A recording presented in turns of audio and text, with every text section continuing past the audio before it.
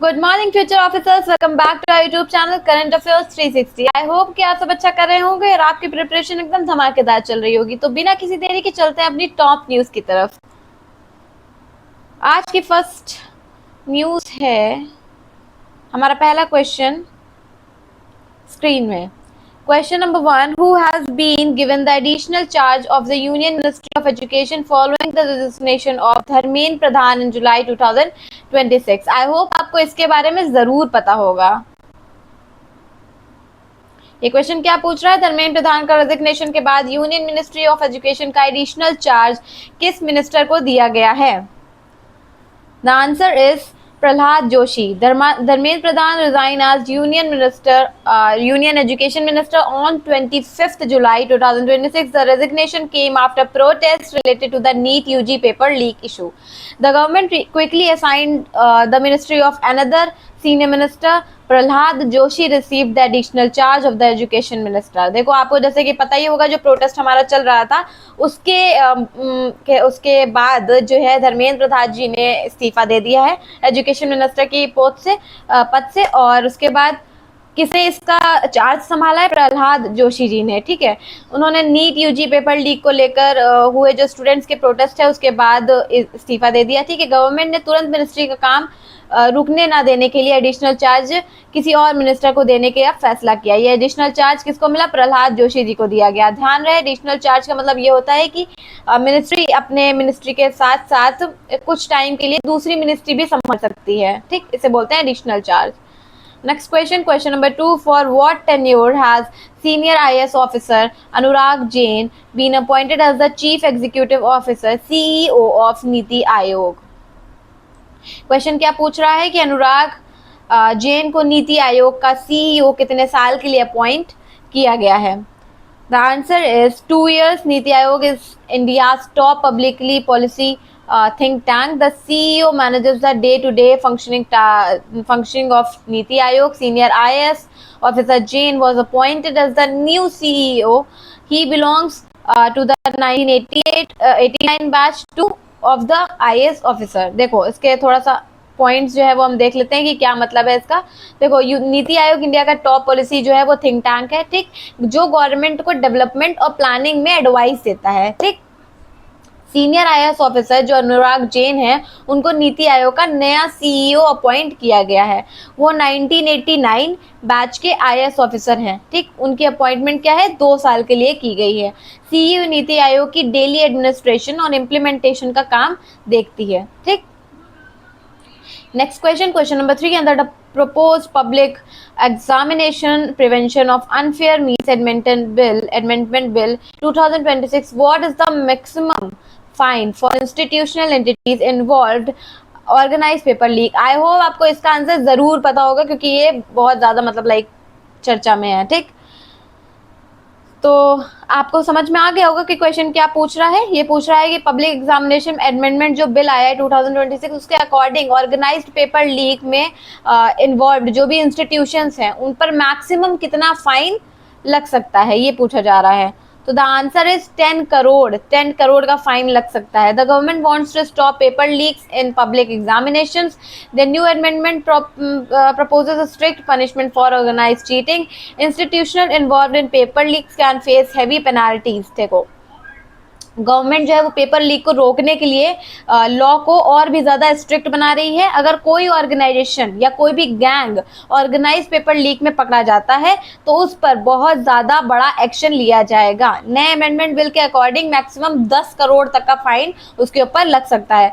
सिर्फ फाइन ही नहीं, guilty organisation की प्रॉपर्टी और एसेट्स भी सीज हो सकते हैं, सीज किए जा सकते हैं। ठीक, इस लॉ का मेन पर्पस क्या है? एग्जाम को फेयर और ज्यादा ट्रांसपेरेंट बनाना। ठीक, इसी चीज की तो मांग हो रही थी प्रोटेस्ट में।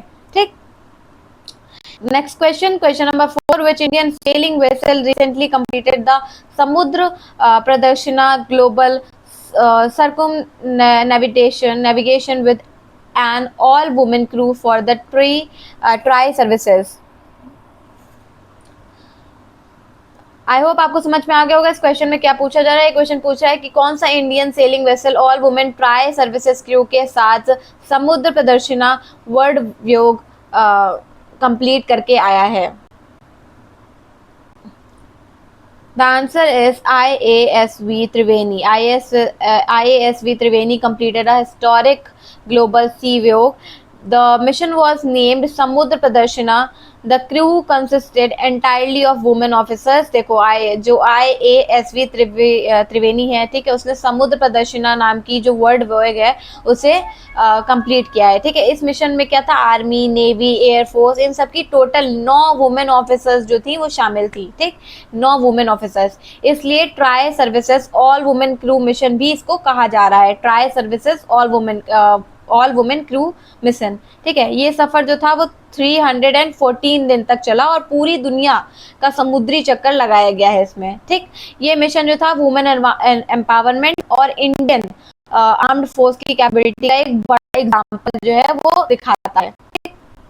कितने दिन का था, 340 दिन में किया है इन लोगों ने। Question number 5, Kargil Vijay Divas is observed annually on 26 July to commemorate the success of which military operation? ये क्वेश्चन पूछ रहा है कि क्या पूछ रहा है, कारगिल विजय दिवस किस मिलिट्री ऑपरेशन की सक्सेस की याद में हर साल 26 जुलाई 2000 मतलब 26 जुलाई को मनाया जाता है। 2000 हर चीज में 2000 जोड़ रही हूँ मैं तो।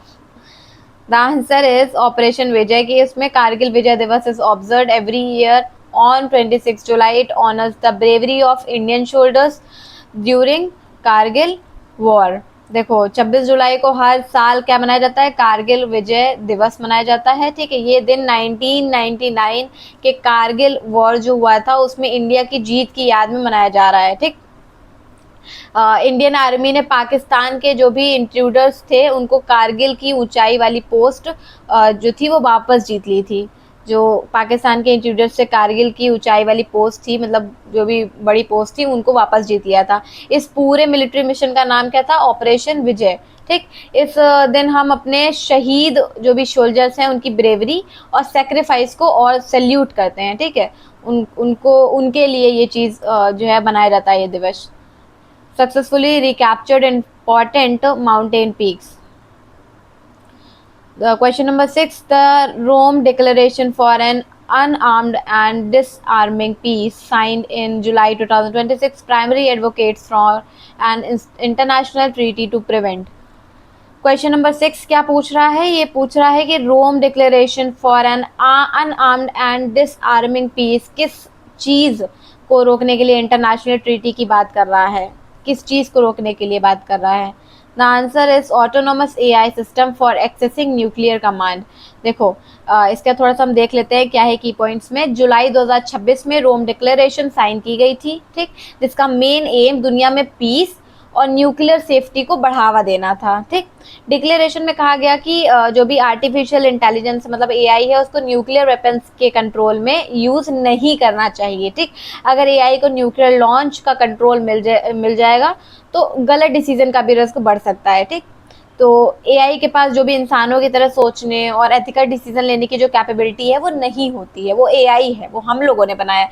तो हम लोग जो उसके अंदर डेटा फिट करते हैं, जो हम लोग उसको बताते हैं, जो वो ऑब्जर्व करता है हम लोग के द्वारा, वही तो वो डिसीजन ले सकता है ना, इंसानों की तरह नहीं सोच सकता, ठीक। इसलिए डिक्लेरेशन में डिमांड की गई कि कि एक इंटरनेशनल ट्रीटी बनाई जाए जो एआई को न्यूक्लियर कमांड सिस्टम से दूर रखे, ठीक।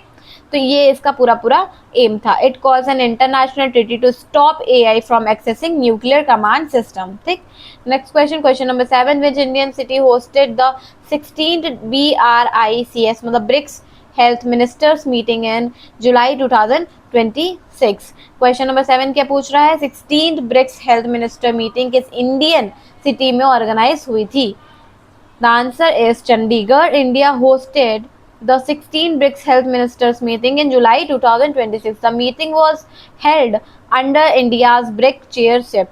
India health ministers discussed pandemic preparedness. देखो जुलाई 2026 में इंडिया ने 16th BRICS health minister meeting जो है वो होस्ट की, ठीक। इस मीटिंग का होस्ट जो था सिटी कौन था, चंडीगढ़, ठीक। मीटिंग जो थी वो इंडिया के ब्रिक्स चेयरशिप के अंडर ऑर्गेनाइज हुई, ठीक। और जो भी मतलब इसमें फ्यूचर पैंडेमिक से कैसे बचें और मतलब जो हेल्थ सिस्टम है उनको कैसे और ज़्यादा स्ट्रॉन्ग बनाया जाए, इस पर डिस्कशन हुआ था। साथ ही जो भी डिजिटल हेल्थ और हेल्थ केयर टेक्नोलॉजीज हैं उन पर भी फोकस किया जा रहा है, ठीक। वो उस पर भी फोकस किया गया था, ठीक। Digital health infrastructure was one of the main topic. जैसे आपको दिख रहा है, join our Telegram and WhatsApp channel for this PDF and आने वाले जितने भी स्टडी मटेरियल्स हैं जो आपकी प्रिपरेशन को और ज़्यादा बूस्ट करेंगे, वो पूरा बिल्कुल एक तरीके से फ्री है, ठीक। एक तरीके से क्या, पूरी तरीके से फ्री है, ठीक। तो जाइए टेलीग्राम और व्हाट्सएप कम्युनिटी को ज्वाइन करिए।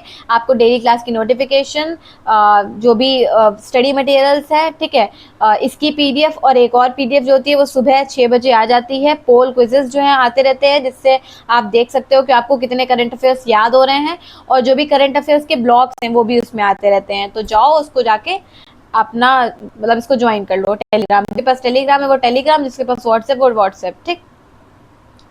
Question number 8. India hosted the third BRICS ministerial meeting on the disaster risk reduction (DRR) in July 2026. What was a key highlight of India showcase at this meeting? Question number 8 क्या पूछ रहा है कि third BRICS disaster risk reduction meeting में India ने अपनी कौन सी खास टेक्नोलॉजी शोकेस की? द नेक्स्ट क्वेश्चन मतलब the answer is paperless tele consultation networks for disaster relief. देखो, इंडिया ने third BRICS ministerial meeting on disaster risk reduction host किया है, मतलब DRR। इसका मतलब क्या होता है? नेचुरल डिजास्टर्स का के नुकसान को और ज़्यादा कम करना, ठीक। इंडिया ने अपने paperless tele consultation network showcase किया, ठीक। जो पेपरलेस टेली कंसल्टेशन नेटवर्क था उसका शोकेस किया। इस टेक्नोलॉजी की मदद से जो भी डिजास्टर थे उनके टाइम डॉक्टर्स ऑनलाइन ही पेशेंट्स को ट्रीटमेंट और एडवाइस दे सकते हैं, ठीक। जो भी मतलब डिजास्टर अगर कोई प्रॉब्लम आ भी रही है तो उस टाइम पे ऑनलाइन डॉक्टर्स जो मतलब डॉक्टर्स हैं वो ऑनलाइन पेशेंट्स को ट्रीटमेंट दे सकते हैं, एडवाइस दे सकते हैं। इस इमरजेंसी सिचुएशन में मतलब ये जो है ये इमरजेंसी सिचुएशन में लोगों को जल्दी मेडिकल हेल्प मिलने में हेल्प करेगा, ठीक है। ये the technology helps doctor provide medical advice quickly during emergencies. Next question, which aerospace company recently launched the Gravity 1Y4 carrier rocket from a sea-based platform in the East China Sea?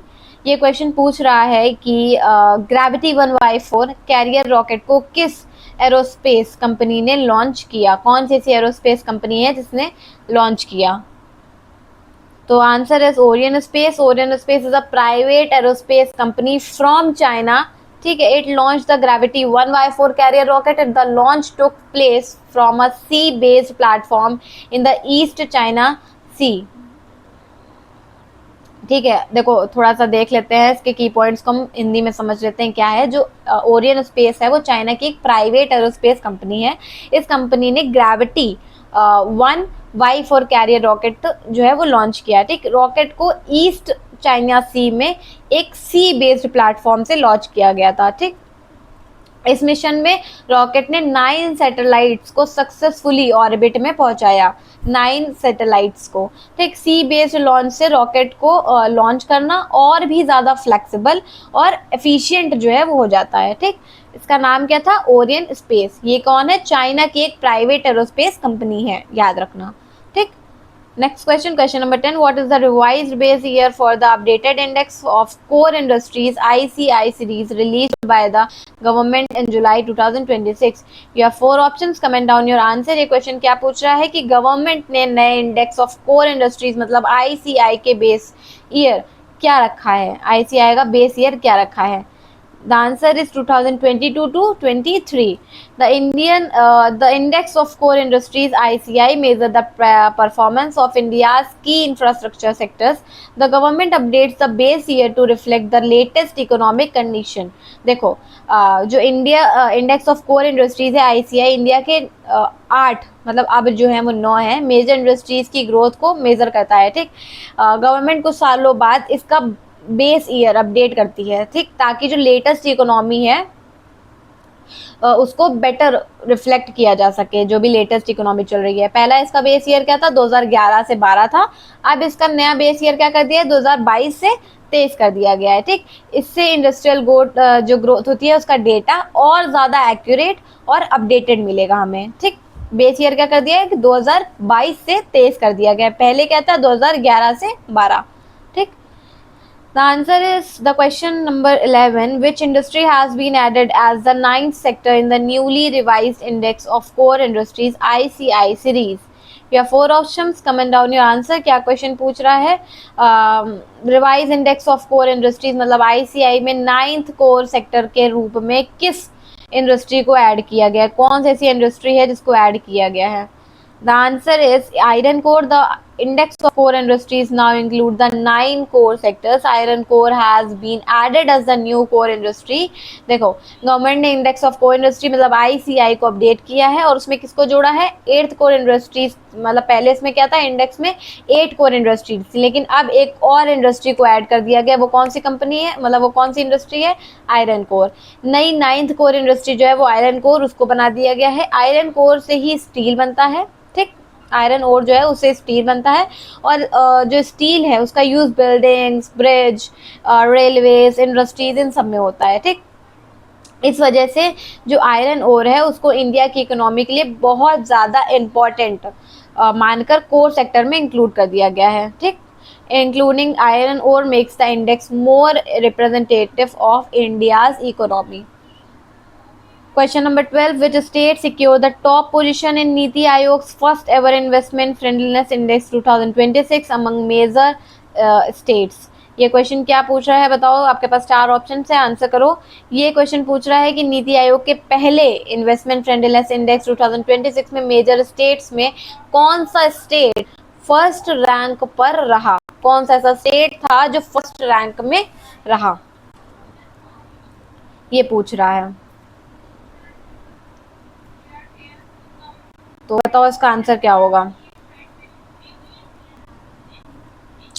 The answer is Gujarat. Niti Aayog released the first ever investment friendliness index in 2026. The index measures how attractive states are for investment. It considers policies, infrastructure and ease of doing businesses. देखो नीति आयोग ने पहली बार investment friendliness index 2026 में release किया, ठीक।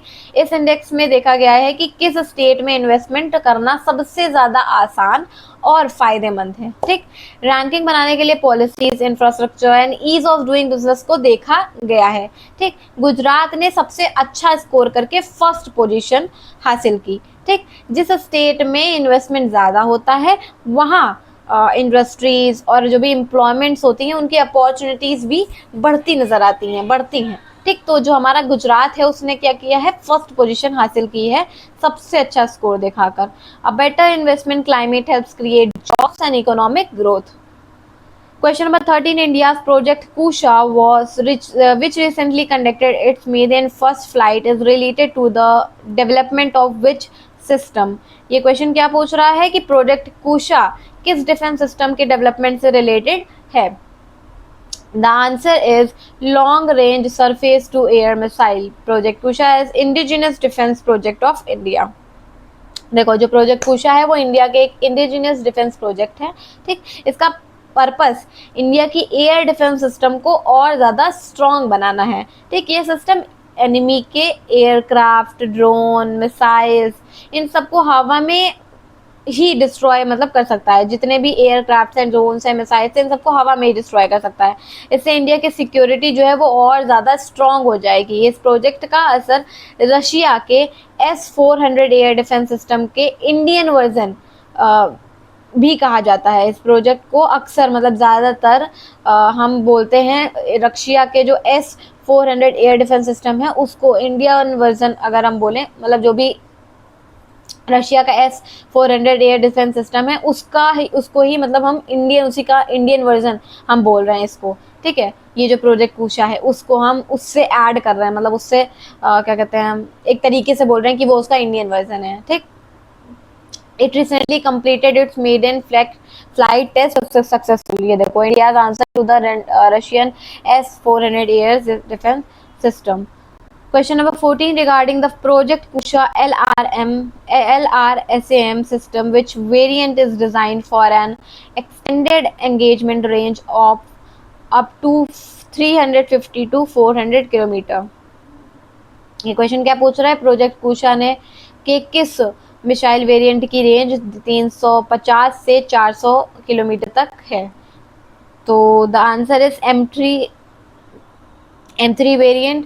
Project Kusha has three interceptor missile variants. M1 has a large of about 150 kilometer. M2 has a range of about 250 kilometer. M3 is the longest range variant. M3 can engage target up to 350 to 400 kilometre. देखो जो M1 है उसकी range कितनी है 150, M2 है उसकी range कितनी है 250, M3 जो है वो सबसे ज़्यादा लॉन्गेस्ट रेंज वेरिएंट है. ये एंगेज करता है टारगेट्स को 350 से 400 किलोमीटर के बीच में. ठीक. Next question, question number 15. A research team at which Indian university recently developed an innovative nanofluid electrotype using silica and zinc oxide nanoparticles for zinc air batteries.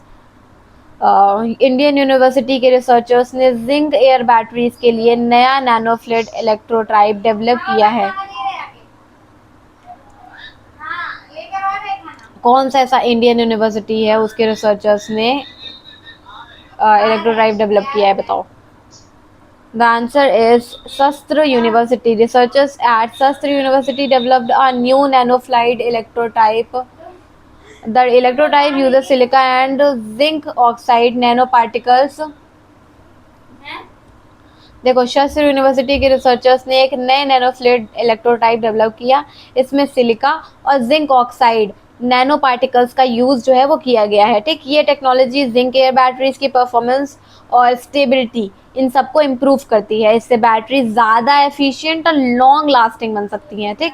Future में ये research electric vehicles और clean energy storage के लिए भी काफ़ी useful मानी जा रही है. Batteries can support cleaner and more efficient energy support. Question number 16. Which cricket team did India defeat 2-0 in T20 series completed on 25th July 2026? तो आपके पास 4 ऑप्शन है. Comment down your answer. ये क्वेश्चन क्या पूछ रहा है बताओ. इंडिया ने 25 जुलाई 2026 को खत्म हुई T20 सीरीज में किस क्रिकेट टीम को 2-0 से हराया? Zimbabwe. India played a 2-match T20 series against Zimbabwe. The final match was placed in Harare.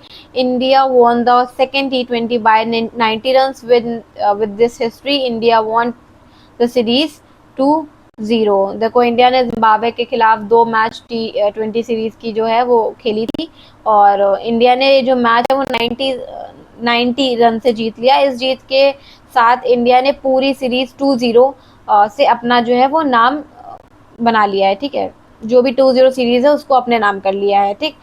ये विक्ट्री जो है वो टीम इंडिया की स्ट्रॉन्ग बैटलिंग और बॉलिंग परफॉर्मेंस को दिखाती है कि कितना ज़्यादा स्ट्रॉन्ग उनकी बैटिंग है और कितनी अच्छी उनकी बॉलिंग है. इसकी परफॉर्मेंस को दिखाती है कि वो कितना ज़्यादा सीरियस है अपने काम को लेके. ठीक. तो ये चीज़ थी. Question number 17. Which 2 Indian cities are under consideration as host cities for India's bid to host the 2029 world ability sports game? ये क्वेश्चन क्या पूछ रहा है बताओ. India 2029 world ability sports game host करना चाहता है तो कौन से 2 सिटीज़ हैं को होस्ट सिटी के लिए कंसीडर किया जा रहा है? कौन सी 2 सिटीज़ हैं जिनको कंसीडर कर रहा है होस्ट करने के लिए? Answer Chennai and Bhubaneswar.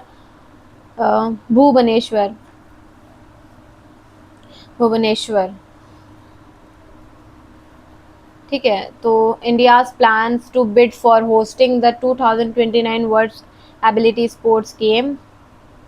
देखो India 2029 world ability sports game को होस्ट करने के लिए बिड कर रहा है. ठीक है. ये गेम्स जो है वो पारा एथलीट्स के लिए ऑर्गेनाइज किया जा रहा है जो भी दिव्यांग है उनके लिए. ठीक. इसके लिए जो पैरालंपिक कमेटी ऑफ इंडिया है मतलब PCI है और CPSFI से MOU जो है वो साइन किया गया है. ठीक. चेन्नई और भुवनेश्वर को होस्ट सिटी के रूप में हम कंसीडर कर रहे हैं मतलब कंसीडर किया जा रहा है. अगर इंडिया ये इवेंट जो है वो अगर होस्ट करता है तो जो भी पारा स्पोर्ट्स है उनको प्रमोट करना और जो स्पोर्ट्स इंफ्रास्ट्रक्चर है उसको मजबूत करने में भी बहुत ज़्यादा मदद मिलेगी. ठीक है. अगर ये जो इंडिया है हमारा ये अगर इस इवेंट को होस्ट करता है तो इसका आंसर क्या है? Chennai and Bhubaneswar. Question number 18. The International Day for the Conservation of Mangrove Ecosystem is observed every year on which date? You have four options. Comment down your answer. ये क्वेश्चन क्या पूछ रहा है कि जो international day of the conservation of mangrove ecosystem है वो हर साल किस डेट, मतलब कौन सी डेट है जिसको मनाया जाता है? The answer is July 26, 2000. The International Day for the Conservation of Mangrove Ecosystem is observed every year 26 July. UNESCO established this day to raise awareness about mangrove conservation. देखो हर साल 26 जुलाई को international day of conservation of mangrove ecosystem जो है वो मनाया जाता है। ठीक, इस दिन यूनेस्को ने डिक्लेयर किया था, ये जो दिन था इस दिन को यूनेस्को ने डिक्लेयर किया था। मैंग्रोव फॉरेस्ट समुंदर के किनारे होते हैं।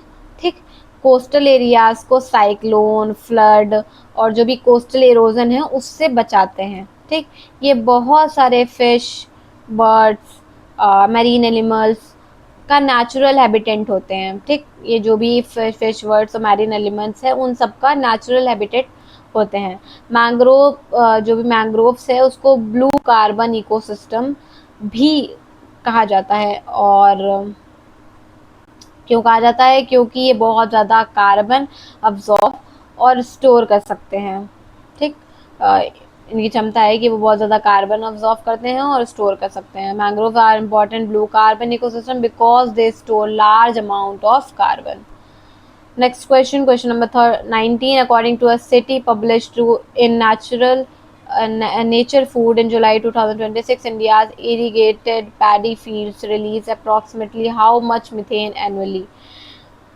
You have four options. Comment down your answer. The answer is 3.9 million tons. So देखो थोड़ा सा हम इसको देख लेते हैं। क्वेश्चन क्या पूछ रहा था? जो भी इंडिया के इरिगेटेड पैडी है, मतलब जो धान है, फील्ड्स हर साल लगभग कितने मीथेन गैस रिलीज करते हैं? देखो नेचर फूड जनरल जो भी है उसकी एक स्टडी के अकॉर्डिंग इंडिया के जो धान के खेत हैं उनको हर साल लगभग 3.9 मिलियन टन मीथेन जो है उसमें निकलती है। ठीक, मीथेन एक बहुत पावरफुल ग्रीन हाउस गैस है जो ग्लोबल वार्मिंग को और ज़्यादा बढ़ाता है। पैडी फील्ड जो है, मतलब जो भी धान के खेत हैं उनमें पानी जमा रहने की वजह से मीथेन गैस बढ़ती है। ठीक, इसलिए साइंटिस्ट जितने भी साइंटिस्ट हैं ऐसी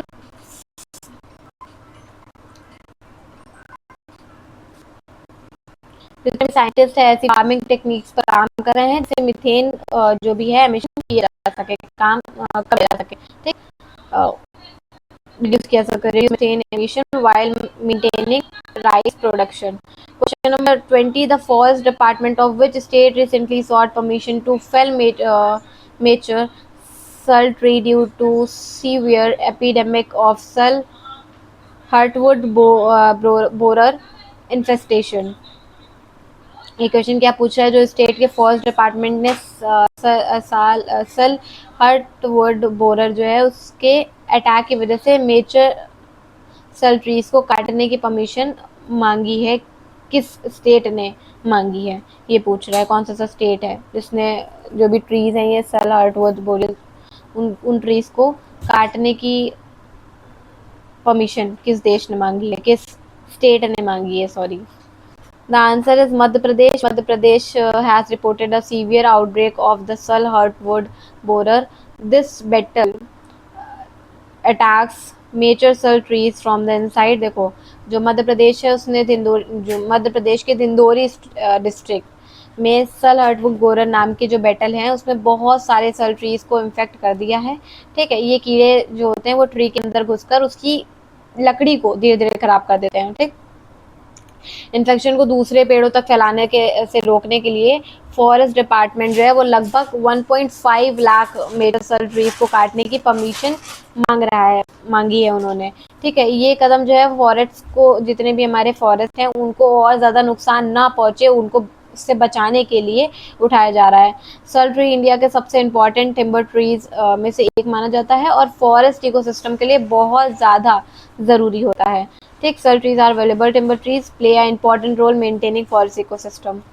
आज के लिए इतना ही, तब तक के लिए tata, bye bye, best of luck for exams. और मैं आप लोगों को एक बात बताना चाहूँगी कि हमारी वेबसाइट है करंट अफेयर्स 360, जिसका आपके पास डिस्क्रिप्शन में लिंक होगा, ठीक है। जाओ उसको देखो, बिना किसी लॉग इन लॉग आउट के आप उसको जाके क्या कहते हैं देख सकते हो। और उसमें मॉक टेस्ट जो है वो free mock test, study materials बहुत सारे वहाँ पे अवेलेबल हैं। मॉक टेस्ट देना स्टार्ट करो, अपनी स्ट्रीक बनाओ, जैसे स्नैपचैट पे बनाते हो वहाँ पे भी स्ट्रीक बनाओ और जाकर मॉक टेस्ट देना स्टार्ट करो, ठीक, जिससे तुम्हें पता चले कि तुम कितने पानी में हो।